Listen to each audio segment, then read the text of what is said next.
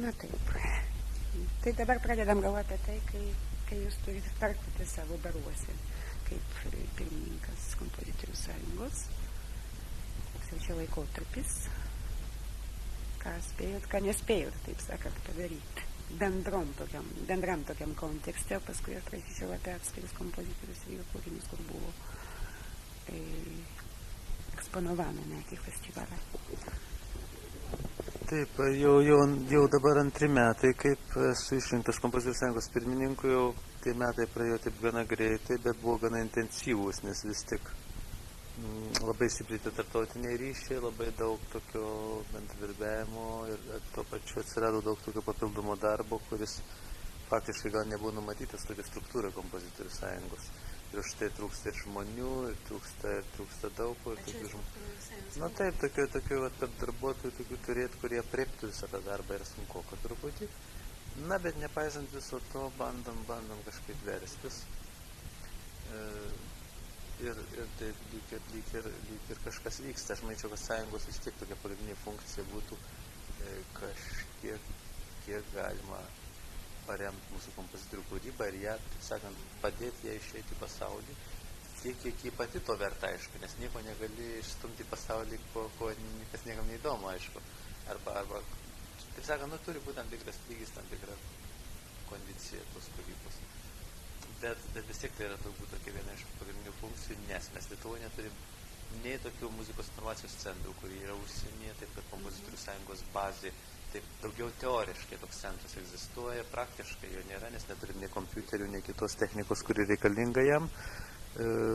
Bet tikimės turėti, aišku, ir tikimės, kad toks centras bus. Iš kitos pusės neturim nei tokios natų leidybos vakarietiško tipo, kada natų leidėjas ne tik leidžia natas, bet jis ir propaguoja tą autorius, rūpinasi jo muziką. Ne tai, kad jis tik atspausdina natas, bet jis kadangi jis už tai yra jo uždarbis, tai yra ir jo rūpestis tas autorius, kuris imasi globoti ar kūrinį. Dabar šiuo metu mūsų autoriai, išskyrus šitokius smulkius kūrinėlius, kuriuos čia išleidžia šitą Lietuvoje muzikos draugiją, tai to galima ir neskaityti visai. O šiaip spausdinasi pagrindė užsienyje. Aišku, labai mažai dar vienas kitas tik pradeda, bet jau tokių kontraktų atsiranda. Žinau, kad keli kompozitoriai taip turi pavienių kūrinių išleistų Vokietijoje. Yra išleista, pavyzdžiui, dabar Andrėjevo kūrinys tik atvežė natas Švedijoje, duo smuikui ir altui.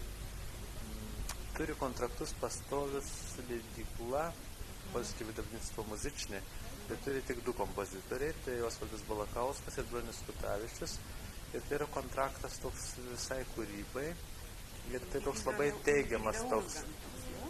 Tai visi šitie kontraktai yra individualūs praktiškai, tai nuo autorių priklauso. Mes tai galime ieškoti, padėti kažkokių ryšių, surasti naujų galimybių, galbūt surasti. Taip, natų leidyba brangus dalykas ir kol kas, aišku, aš taip matau situaciją, kad ta muzika turi daugiau skambėti. Ir kai ta muzika daugiau skambės, tada galbūt atsirastų žymesnių leidėjų, kurie panorės leisti tą muziką. Pirmiausia, jie turi išgirsti, įsitikinti, kad ji gero lygio, kad ji įdomi, kad ji jos domina. Tada, aš manau, galės leidėjai atsiras, nors ta natų leidyba irgi toks turi 2 pusės tokias. Yra šiuolaikinių kompozitorių, kurie jas visai nepripažįsta. Skaito, kad jie gali įsileisti patys tiek egzempliorių, kiek jiem reikia paplatinimui, atlikimui. Čia iš mūsų Užsienį.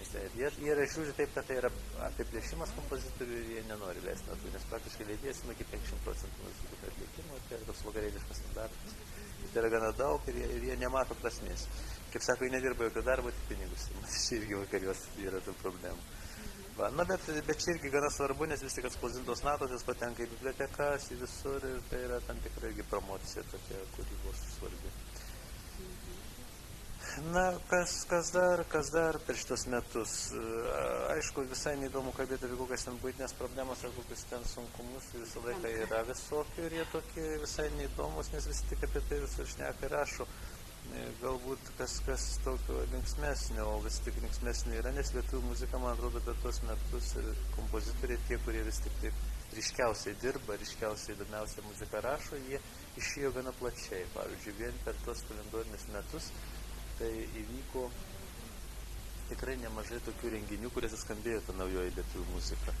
Lietuvoje vyko 2, jau dabar antrasis pasibaigė Baltijos muzikos festivalis Gaida, 2 festivaliai, pernai rudenį tik mane išrinkus iškart pirmasis festivalis vyko ir šiemet jau antrasis.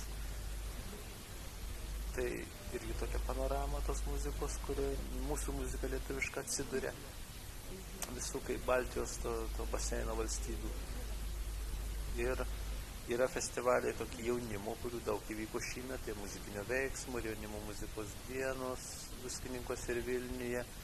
Ir čia dar jaunimas planuoja visokių kitokių, labai aktyvus jaunimo sekcija prie kompozitorių sąjungos, kuriai vadovauja Remigijus Merkelys. Sunku pasakyti, kiek jų ten būtų tokių aktyvesnių, kokie 15, 20 ar daugiau, nes yra studentų ir yra baigusių, ir muzikologų jaunų, ir kompozitorių. Ir, aišku, branduolystas kiek mažesnis, bet muzika skamba.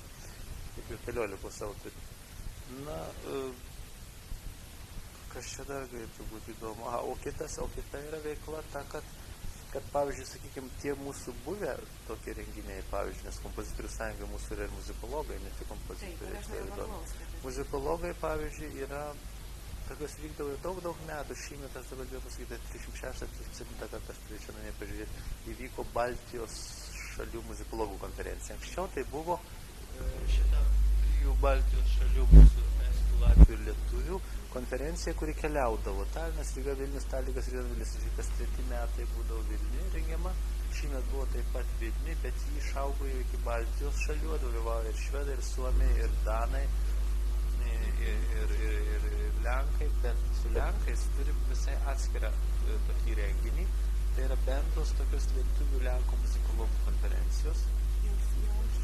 Jos jau vyksta dabar jau šįmet turbūt 3, turbūt turėjo vykti gruodžio mėnesį, bet dėja, turbūt į metų pabaiga ir turėjo vykti Krokuvą ir jie pasakė, kad pinigų jie nebeliko, perkelim pavasarį. Tai aš labai tikėjau, O pernai buvo Lietuvoje? Pernai buvo Lietuvoje. Ne, buvo spalio, čia buvo prieš festivalį Gaida, rudenį spalio Lietuvoje. Ji irgi kasmet, vienais metais Lietuvoje, kitais metais Lenkijoje. Turiu pasakyti, prisimintams, jeigu taip į istoriją pažiūrėti, vis tik, kad išėjimas iš jo ir gerai pažiūrėti mano įieštų. Man atrodo, kad tik 3, viena buvo, ne, gal jau 4, nes viena buvo. Po to buvo Lenkijoje, dabar vėl Vilniuje buvo pernai, šiemet Lenkijoje, kažkiek 3 buvo. Taip, kad jau metai bėga greitai. Jeigu taip žiūrėt dabar pavyzdžiui, dar iš tos lietuvių tokį muzikos išėjimą, tai vis tik čia tikrai pradžia ir buvo per Lenkiją, tokia pati ryškiausia, kada vis tik Lenkų muzikologai, konkrečiai Krzyštofas Droba, kuris atvažiuodavo į Lietuvą, jis išgirdo tą muziką, jam labai patiko ir jis pasiūlė Krzyštofą Pendereckį, jo festivalius, kuris Stanislavicas organizavo, įtraukti lietuvių kompozitorius. Все, dar buvo ten šitie privatūs jo festivaliai. Buvo Баранове, в Остальовой воле, paskui buvo spotkanie muzyczne w Baranowie, tokie. Ten vyko labai daug tokių visokių festivalių, kuriuos lietuvis kviesdavo. Bet lietuvių kompozitoriai iš tikrųjų tokius užsakymus pradėjo gauti konkrečiai iš Pendereckio ir Slavicų festivaliams privatiems. Tai parašė tokius kūrinius kaip Bronius Kutavičius parašė 2 styginį kvartetą, Štano Komtetigonija. Osvaldas Balakauskas parašė Spenglaulą styginiams. Feliksas Bajoras parašė triptiką balsų ir fortepijonui.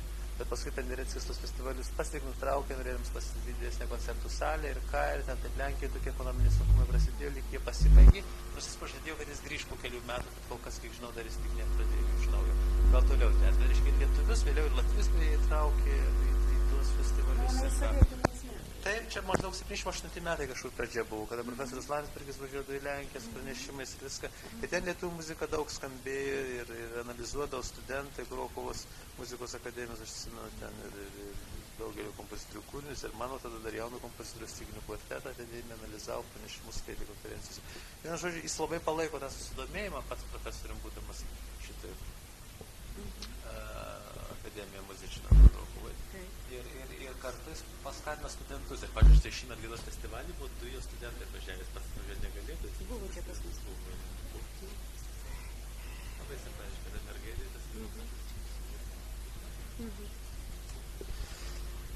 Va, dabar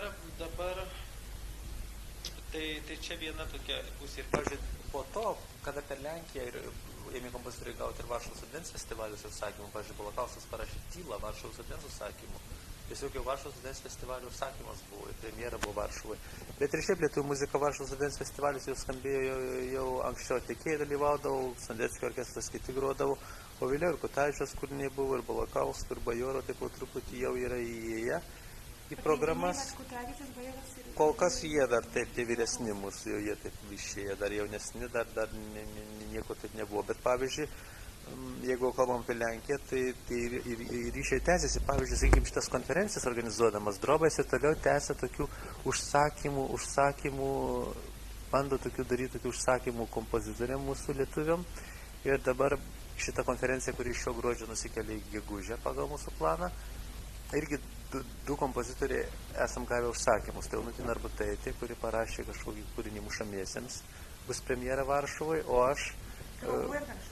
Krokuvoje, o aš parašiau kūrinį Česlovo Milošo tekstu soprano ir styginių kvartetui. Irgi Drobos užsakymas, reiškia toks. Ten yra du tekstai mano paimti, Sobilo Vėlkė į Takmalo. Tokie maži tekstai sudėti vienas į kitą. Ir tokie kūrinys pavadintas Rezignacija, sopranai ir styginių kvartetui. Ir va turėtų būti premjera kitąmet Lenkijoje. Tai va, taip su Lenkais tai ryšiai tokie artimi ir jie pirmieji išstūmė į tokius tarptautinius vandenis. Kita banga, kuri atėjo mūsų muzikos susidomėjimo, tai va, būtent skandinavų šalis. Kada atsidarė jau sienos ir perestroika štai įsivažiavo ir kada Lietuva dar nebuvo, man atrodo, paskelbus nuo nepriklausomybės, buvo pasirašyta pirmoji tokia tarptautinė sutartis su Švedijos kompozitorių sąjunga. Dabar turim su Danijos tokią sutartį, nori pasirašyti Suomija ir Norvegija. Ar čia jūsų buvo atskira iniciatyva, ar čia bendram jau tokiam... Ne bendram, čia atskira, čia buvo Švedijos iniciatyva konkrečiai, jie norėjo pasirašyti. Su jūsų sąjunga? Su mūsų sąjunga ir mes turim tokią dvišalę, tokią bendradarbiavimo sutartį. Ir tokią pačią turi jie su Latvijos, aišku, su Estais. Ir dabar su Danais šįmet kovo mėnesį pasirašėm irgi taip pat ir mes, Lietuvos kompozitorių sąjunga ir Latvijos ir Estijos. Ir taip, kad dabar mūsų muzika pradeda labai skambėti. O Sudanai šiemet, taip? Sudanai šiemet. Ir pavyzdžiui, jau buvo 2 Baltijos muzikos festivaliai Stokholme, pernai rudenį ir šįmet rudenį. Pernai rudenį kompozitorių sąjungos linija, šįmet filharmonijos linija, bet skambėjo visa šiuolaikinė muzika nuo Čiurlionio iki mano kartos ir kompozitorių. Šiųmetiniam Baltijos festivalyje, kartu su Latvijų ir Estų muzika, aišku, ir jie kartu kažkaip mūsų visus apjungė, tai ir smagu ir įdomu, ir jiem įdomiau. Na, o Danijoje buvo pirmą kartą didelis festivalis, va tik dabar, va šį rudenį, Odenzės mieste, tai yra kasmetinis festivalis, vadinasi Muzikos derlius, 90 Music Harvest. Jis pirmą kartą buvo taip labai plačiai pristatyta kelių lietuvių kompozitorių kūryba ir atrodo, kad tai buvo tikrai sėkmė ir reikia tikėtis, kad... Tai tokia pradžia, bet tie ryšiai plėsis. Kur taip, Danijoje buvo taip. Danijoje buvo Kutavičiaus, Balakausko, Narbutaitės ir mano tai pagrindinė kūryba, nors skambėjo ir Algirdo Martinskas, Narbutaitė ir aš. O buvo dar ir atliekama ir kitų kompozitorių kūriniai, ir Ryčio Mažulio, ir Algirdo Martinaičio, ir Šarūno Nako.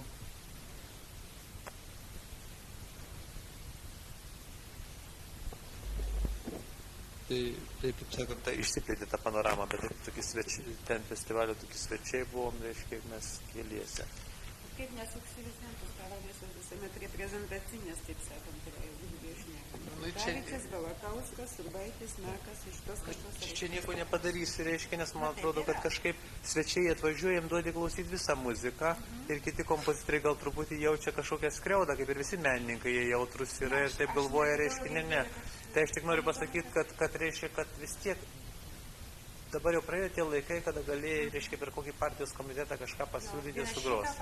Dabar ne, dabar, reiškia, jie patys atvažiuoja, jie renkasi ir, pavyzdžiui, šį rudenį, sakykime, toks gražus tapimas, bet, pavyzdžiui, Bronius Kutavičius, kuriam 60 metų, jo kūryba buvo reprezentuojama Strasbūro festivalį Prancūzijoje, jo kūryba buvo reprezentuojama Danijoje, jo kūryba Lietuvoje, Marių klavyruose, Klaipėdoje ir Vilniuje Gaidos festivalyje. labai daug festivalių, kur vien Bronius Kutavičius atstovavo lietuvių muziką, bet tai toks buvo festivalio organizatorių pasirinkimas. Jie rinkosi muziką atvažiavę čia. Ir mums atrodo reikia priprasti prie to, kad jie renkasi. Jie renkasi ir jie ima tai, kas jiems patinka ir čia jau nieko nepadarysi. Čia yra tokia laimės dalykas. Tai va, tai taip, kad čia tai visai normalu. Nu taip, iš tikrųjų, tai visako yra, kodėl ne aš, kodėl ne mane, o ką aš galiu padaryti. Vienintelis dalykas, ką gali daryti, būtent menininku, tai kompozitorius muziką stengtis taip parašyti, kad ne tau vienam, taip daug metų.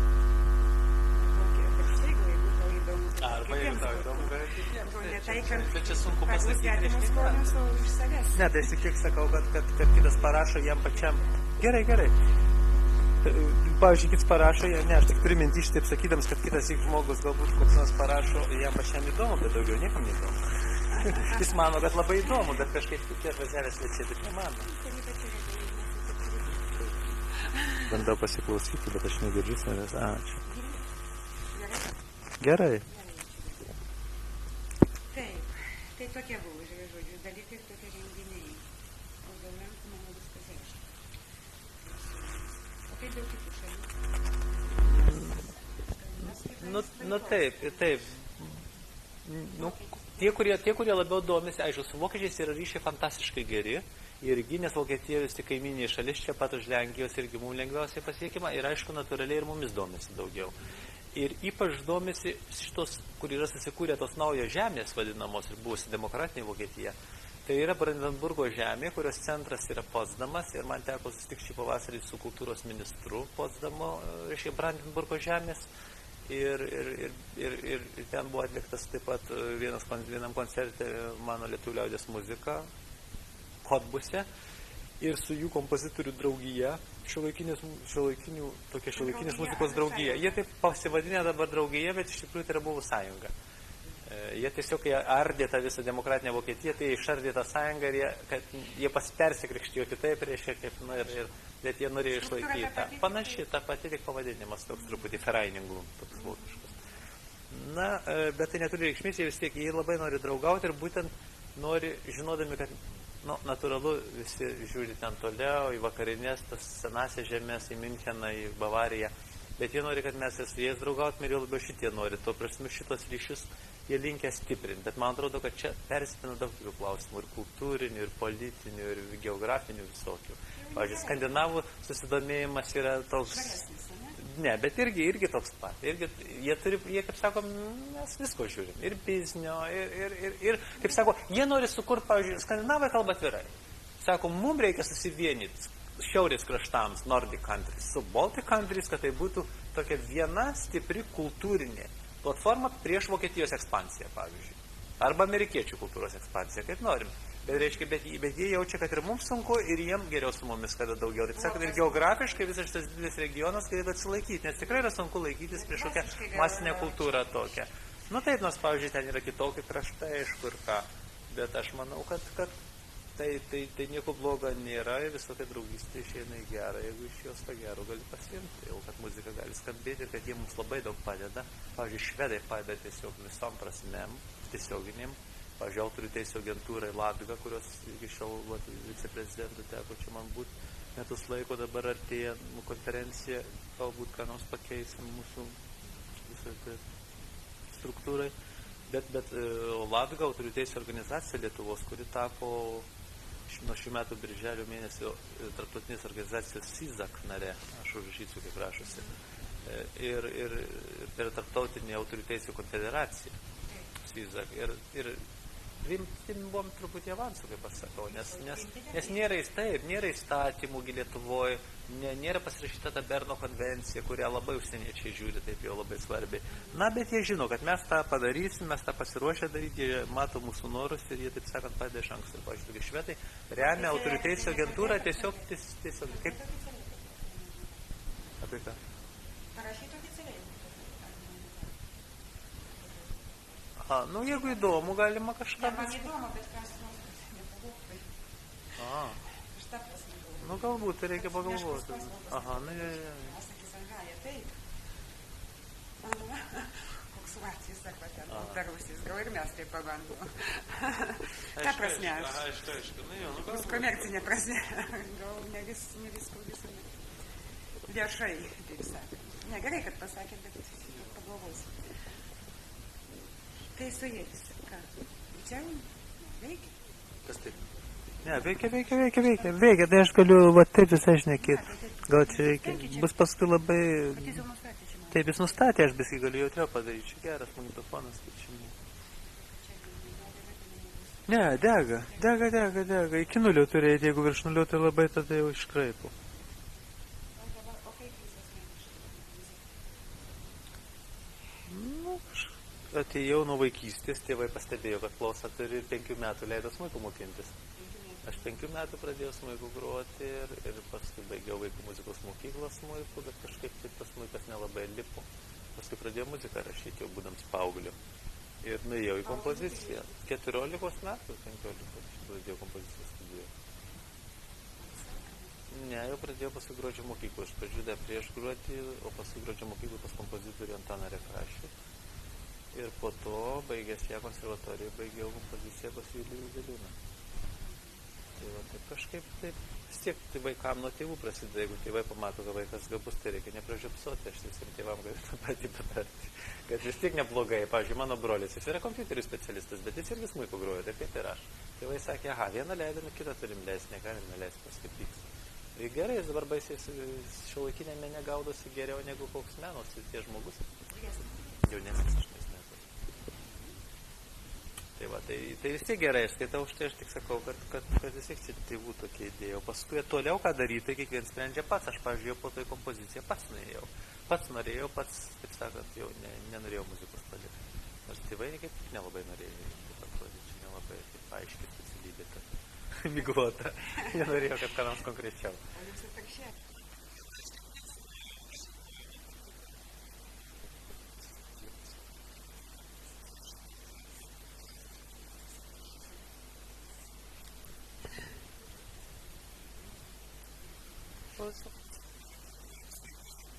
Nu, ir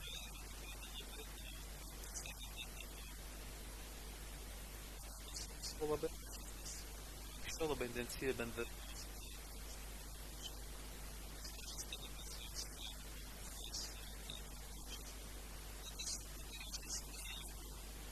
Nu, galbūt jau